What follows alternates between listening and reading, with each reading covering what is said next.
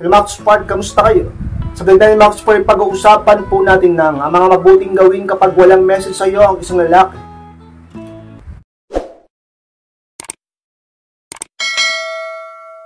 At kung handa na kayong lahat ay magsunod po tayo at muli, be inspired!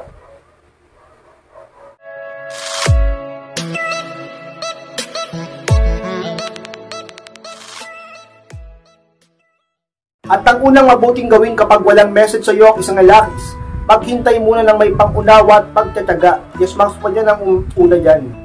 Dahil yung mga Spart, hindi naman porket hindi nagpaparamdam sa iyo ngayon ng isang lalaki, ay hindi ka na niya mahal. Hindi man porket matagal siya mag-reply, matagal siya mag-message, matagal magparamdam, matagal kumontak sa iyo, ang ibig sabihin na nun, kinalimutan ka na.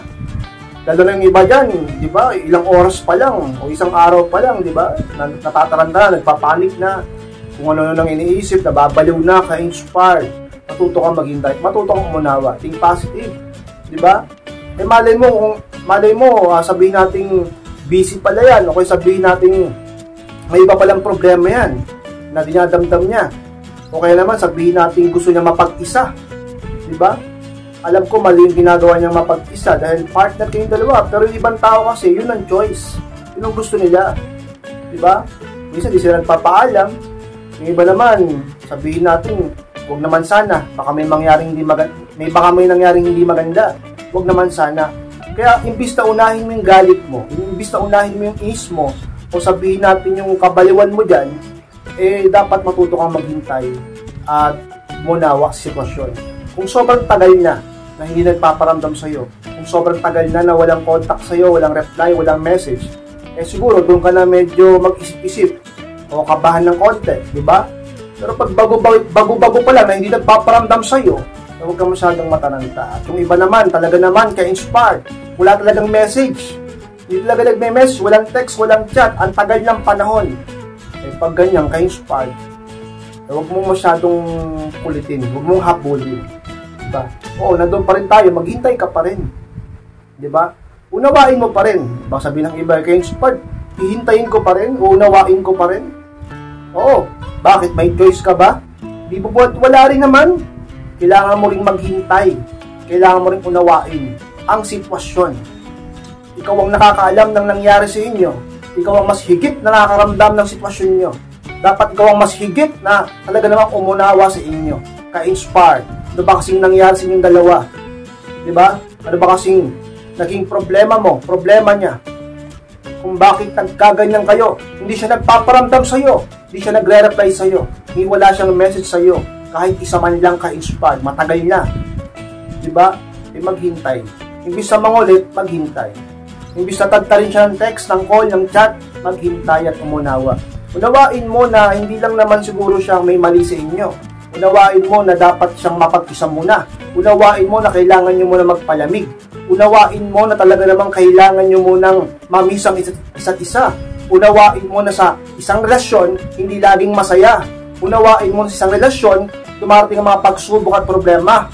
Huwag kang laging emosyonal. Huwag kang laging demanding. Talaga naman ka-inspired. Yan ang isang mga bagay na dapat mong tandaan sa isang relasyon, sa isang pag-ibig, sa isang mga bagay talaga namang mabuti mong dapat gawin kapag walang message sa iyo ang isang lalaki. Ang maghintay at talaga namang umunawa pa rin sa kanya, ka-inspired. At maniwala kayo, pag ginawa niyo yan, malaking porsyentong ang lalaking yan, darating ang araw mo rin magpaparamdam sa iyo, ka-inspired. At ang pangalawang mabuting gawin, ka-inspired, kapag walang message sa iyo ang isang lalaki, madami ka ng message sa kanya, tumigil ka muna, o uminto ka muna, ka-inspired. Yun ang pangalawa. Alam nyo mga ka-inspired, yung iba sa inyo, alam ko pagod na. Yung iba sa inyo, karamihan sa inyo, alam ko sobrang hirap na. At napakarami mo lang sinend na message sa kanya. Marami ka ng chat, marami ka ng text, marami ka na rin miss call sa kanya, pero wala siyang paramdam o reply sa iyo. Talaga naman ka-inspired. Kapag kaganyan, huminto-hinto ka muna. Tumigil ka muna upang magkaroon ka naman ng respeto sa sarili mo at pagpapahalaga sa sarili mo at hindi mas lalong bumaba ang value mo sa kanya. Kasi mas lalo mong pinapababa ang value mo sa partner mo. Isipin niya, sobrang baliw na baliw ka sa kanya. Yun man ang totoo, pero dapat di mo yun masyadong pinapakita sa kanya. Kasi lalaki ang ulo niyan. Diba? Aminin nyo, kahit kayo naman kapag sobrang minamahal kayo, na tipong baliw na sa inyo yung tao, di po ba't para bang magiging sobrang proud din kayo sa inyong sarili? Ganyan kakaganda, ang haba ng buhok mo, talaga naman ka-inspire. Ganyan din ang ibang tao. Sa psychology, ganyan talaga yan. Sa subconscious natin, tumatatak sa atin na tayo ay talaga namang high value dahil may naghahabol sa atin. Dapat ka-inspire. Huwag niyong masyadong i-validate ang partner nyo. Huwag kayong magmahal ng sobra. Huwag niyong ipakita, iparanas o iparamdam sa kanila na sobrang halaga nila. O yun naman ang totoo. Yun ang totoo sa puso mo. Pero huwag yun masyadong ipakita mo upang hindi lumaki ang ulo nila, hindi tumaas ang pride nila sa'yo, hindi bumaba ang value mo, at patuloy ka nilang mahalin ng sapat. At ang totoo, ka-inspire. Di po ba ka-inspired? Kaya naman, kung ang isang lalaki hindi nagpaparamdam sa'yo, walang chat, walang text, walang niha-niho, walang message matagal ng panahon, ay tumigil ka muna sa kaka-message sa kanya. Sinasayang mo ang lakas mo, effort mo, panahon mo, pati na ang pera mo. Yung iba dyan naglo-load pa. Talaga naman ka-inspired. Tumigil ka muna. Respetuhin mo naman ang sarili mo. Maghintay ka na lang. Mag-no contact ka din sa kanya. Huwag ka magparamdam tulad ng ginagawa niya. Huwag ka maghabol, ka-inspired. Upang ang isang lalaki ay magtakat, mag-curious sa'yo. Bakit bigla kang tumigil? Bakit bigla ka ding nawala? Bakit bigla ka na lang ka-inspired, naglahaw na parang bula? Bakit biglang huminto ka sa kakakulit sa kanya? Bakit biglang huminto ka sa kaka-message sa kanya? Bakit biglang wala ka ng chat sa kanya? Ka-inspired upang ang isang lalaki magtaka sa'yo. At dahil doon iisipin ka niya, kakaisip niya sa'yo, ay talaga namang gugustuhin niyang makausap ka muli. Sapagkat babalik ang value mo. Yes, mag-inspired. Ang sa mga sikreto ay pataasin mo di ang value sa lalaki sa pamamagitan ng iniisip ka niya. Dahil magkarugtong ang utak at ang puso ng isang tao pagdating sa pag-ibig. Kapag iniisip mo ng iniisip ang isang tao, mas lalo itong nagiging mahalaga sa puso mo.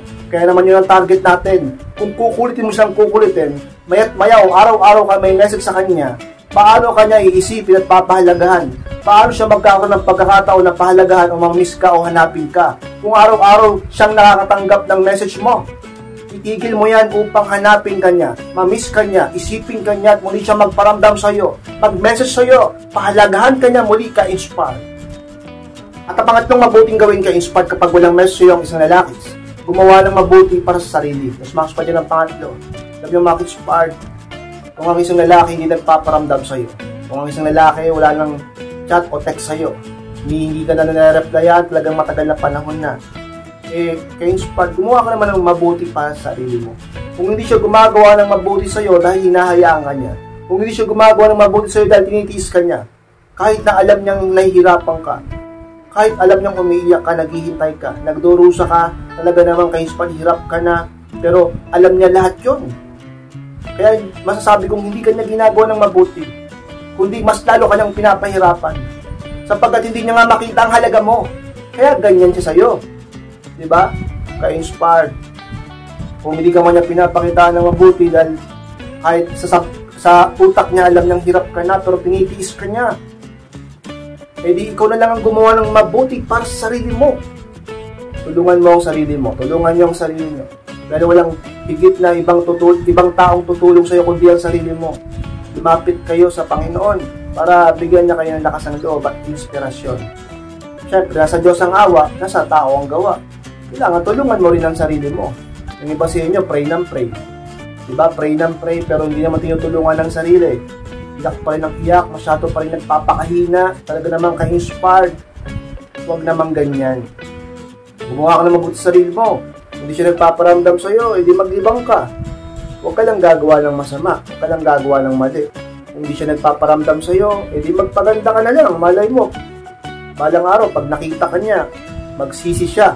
Pagsisihan niya na pinabayaan ka niya. O, gumawa ka na mabuti sa sarili mo, pagandahin mo yung katawan mo, kalusugan mo, palusugin mo yung katawan mo, maging malusog ka, maging masaya ka. Gumawa ka ng mabuti sa kapwa mo. At iba pa na mga sabihin natin makakagawa ka ng mabuti sa sarili mo. Sapagkat kapag ginawa mo yan kay Inspire, sigurado ko, una sa lahat, matutulungan mo ang sarili mo na makalimot at makasurvive sa kalungkutan. Kasi isipin mo, iyak ka ng iyak, hintay ka ng hintay, na-stress ka, samantalang siya nanonood ng TV, natutulog, kumakain ng masarap, kasama barkada niya o kasama yung babae niya. O kaya naman ka-inspire, walang pakialam sa'yo. Hindi ka iniisip samantalang ikaw ay lagi naghihintay lang sa kanya. Nai-stress ka samantalang siya, yun, tawa ng tawa doon sa bahay nila o sa bahay ng kaibigan niya. Baka nagiinuman pa sila, nagbibideo okay pa, samantalang ikaw, iyak ka ng iyak yan.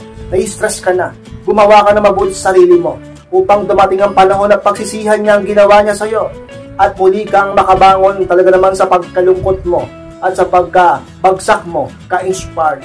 Walang ibang mas higit na tutulong sa iyo, tulungan mo ang sarili mo. I-motivate mo ang sarili mo. Bigyan mo ng inspirasyon ang sarili mo. Magpaka-positibo ka kung mag-isip. Lakasan mo ang loob mo. Ibayan mo ang puso mo. Talaga namang ka-inspire, angat mo ang katawan mo. Taas noo.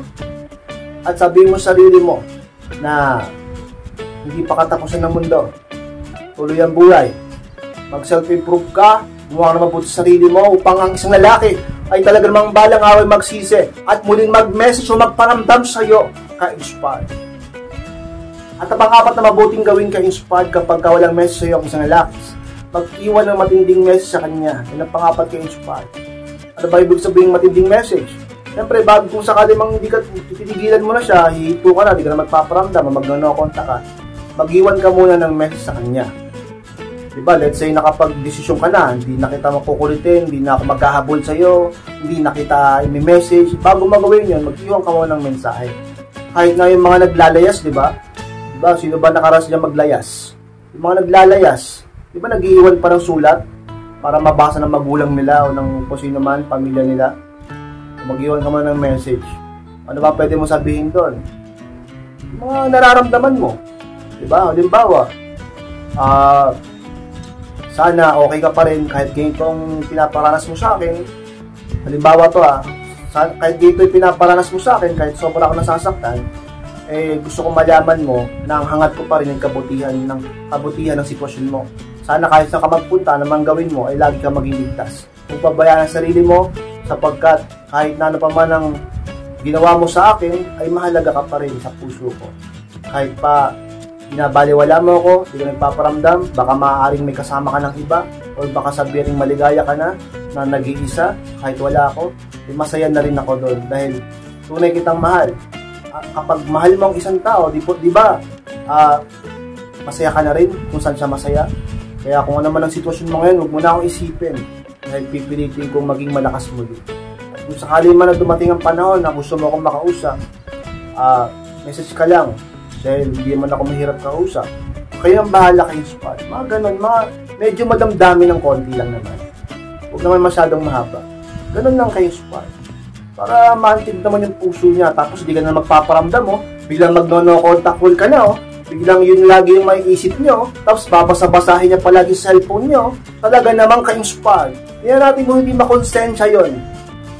At hindi siya maging kalaban ng sarili niya. Diba? Ka-inspired siya sa mga talaga naman pwede mong gawin, mabuti mong gawin upang ang isang lalaki muling magparamdam sa iyo.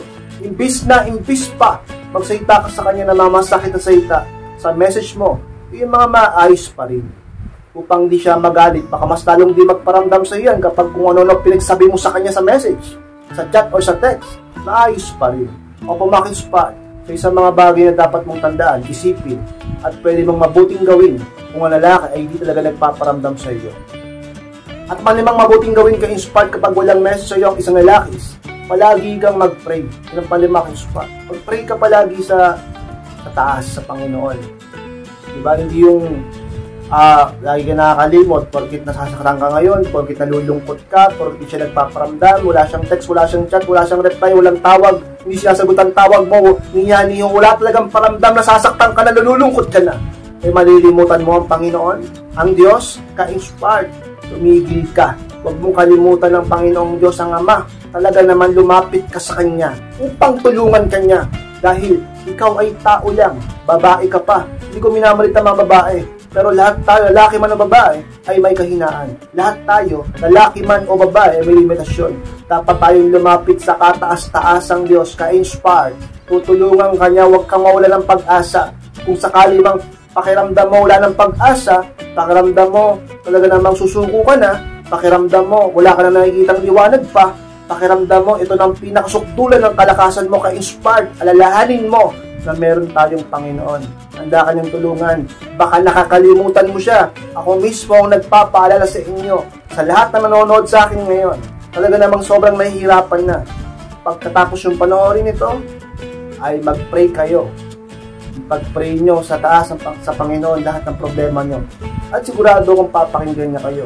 Dahil lang Diyos ay mabuti at maamo, ka-inspired. Sa mga pinaka-sikreto sa buhay upang ikaw ay magtagumpay sa anumang problema, tutulungan kanya. Sa mga bagay mabuting gawin mo kapag ang isang lalaking mahal mo ay hindi nagpaparamdam sa iyo o walang message sa iyo, ka-inspired. Sumaspo lang po na maraming salamat mga ka-inspired sa pagtapos ng vlog na ito. Sige po kalimutan na mag-like, comment at share rin po upang makatulong din tayo sa iba. At sa mga hindi pa po nakasubscribe, ay pasubscribe na po mga ka-inspired at click na rin po notification bell upang maging updated kayo pag may bago po akong upload. Sa mga gusto magpa-coaching o magpa-advise, pakimessage lang po ako sa Facebook, pakichat na ko at ako mismo mag-reply sa inyo. Siyempre hindi man po libre dahil magbibigay ako ng advice, focus at oras sa inyo, ka-inspired.